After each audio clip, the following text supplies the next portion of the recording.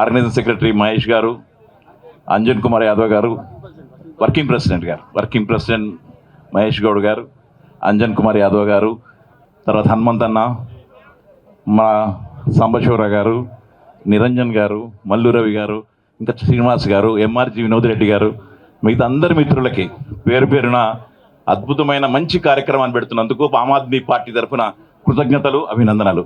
దీని తర్వాత నేను థ్యాంక్స్ చెప్పాల్సింది మోడీ గారికి.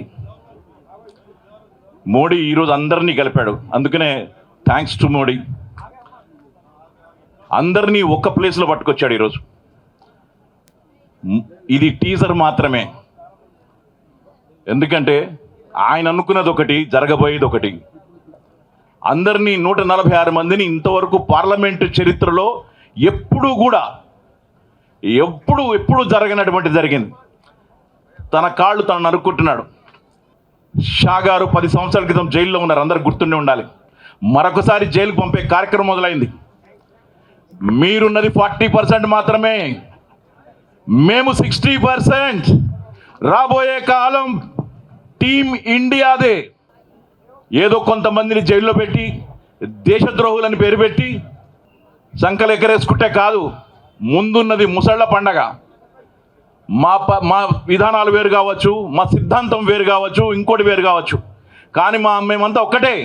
ఈ భారతదేశాన్ని రక్షించుకోవాలి, డెమోక్రసీ కావాలి, డిక్టేటర్షిప్ని నశించేయాలి. ఈ దేశ స్వాతంత్రం కోసం ఎంతోమంది అన్ని మతాల వారు కలిసి ఈ దేశ స్వాతంత్రాన్ని సాధించారు. ఒక్క మతమో ఏదో కాదు, అందరిది ఈ దేశం, ఎవరు ఒక్కళ్ళదని కాదు. ఈరోజు జరుగుతున్నది ఏమిటి?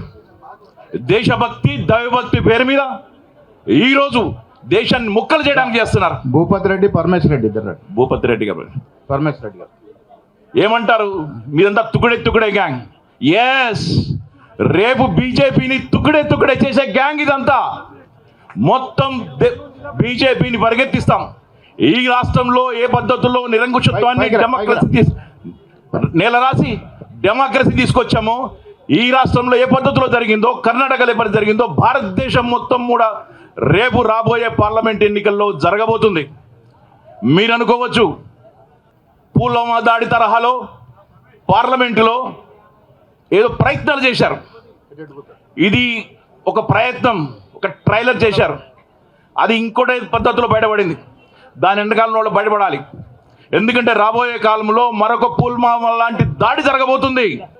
రామ జన్మభూమి మొదలైన తర్వాత మరొక దాడి చేస్తారు, మళ్ళీ బుజ్జులు పెడతారు.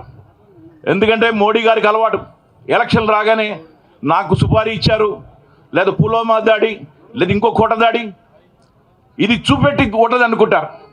ఇంతవరకు కూడా మోడీ గారు నేను ఇది చేశాను, నేను ప్రజలకి ఇది చేశాను, దేశానికి ఇది చేశాను, నిరుద్యోగులకి ఇది చేశాను, దేశ ప్రజలకే చేశాను ఎప్పుడూ చెప్పలేదు. దేశాన్ని సెంటిమెంట్తో ఈరోజు ఓటు సంజాయిస్తున్నారు. దాన్ని తిరగొడతామని చెప్తున్నాం. డెఫినెట్గా ఈ దేశంలో 60% పైగా ఉన్న ఇండియా కూటమి రాబోయే ఎన్నికల్లో విజయ డంకా మోగించబోతుంది, మోడీని ఇంటిపాలు చేస్తుంది. ఎందుకంటే ఈ దేశాన్ని మొత్తం ఇద్దరు కొంటున్నారు, ఇద్దరు అమ్ముతున్నారు. ఈ దేశ సంపదను మొత్తం ఎన్నో సంవత్సరాలుగా పోరాటాలు చేసి సాధించుకున్న ప్రభుత్వ రంగ సంస్థలన్నింటినీ కూడా ఈరోజు మొత్తం అమ్మేస్తున్నారు. ఆఖరికి రైల్వేలు, ప్రజల కోసం పనిచేసే రైల్వేని కూడా ఈరోజు మోడీ ఆదానికి అమ్మేశారు. స్పేస్ సెంటర్స్ని, డిఫెన్స్ని, బొగ్గు గనులని, రైల్వే స్టేషన్లని, విమానాశ్రయాల్ని, నౌకాశ్రయాల్ని పంచభూతాల సాక్షిగా దేశాన్ని మొత్తం అమ్మేస్తున్నారు. దీన్ని ఎండగట్టడానికే ఈరోజు ఈ కూటమి బయలుదేరింది. రాబోయే కాలంలో మిమ్మల్ని మట్టి కనిపిస్తామని చెప్పి మరొకసారి తెలియజేస్తూ ఆమ్ ఆద్మీ పార్టీ తరఫున మీ అందరికీ మరొకసారి కృతజ్ఞతలు తెలియజేసుకుంటూ సెలవు తీసుకుంటున్నాను. Thank you very much.